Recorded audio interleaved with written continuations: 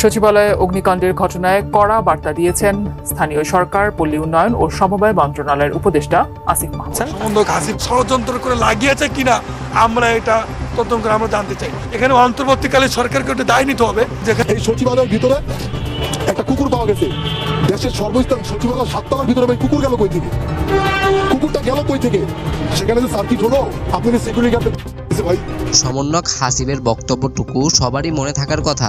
Metro রেলে আগুন এবং পুলিশ হত্যার ঘটনাগুলো তিনি স্বীকার করেছেন একটি গণমাধ্যমে। তবে এরই মাঝে ফুটে উঠেছে সচিবালয়ে আগুন লাগার ঠিক 2 মিনিট পরেই সমন্বয়ক হাসিব সচিবালয়ে প্রবেশ করেন এবং একটি লাইভে আসেন। জিজ্ঞাসা করেন যে আসলে আগুনটা কি মানে সুপরিকল্পিত কিনা, যদি এরকম কোনো ধরনের আপনাদের প্রশ্ন থাকে সেই ক্ষেত্রে আমি বলবো হচ্ছে আপনারা সুনিশ্চিত, এটা হচ্ছে শুধু পরিকল্পনা বলবো না, এটা বলাটা ভুল হবে, এটা হচ্ছে সুপরিকল্পিত। একটা বিল্ডিং এ এক রুমে আগুন জ্বলছে, আরেক রুমে আগুন জ্বলছে, মধ্যবর্তী পার্থক্য 100 মিটার।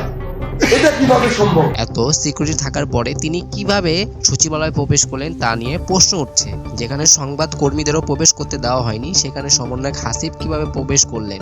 দিচ্ছে না কেন আসলে আপনার ধাক্কা দাও দিচ্ছে না, ওনারা জানেন কি বলছে আপনাকে?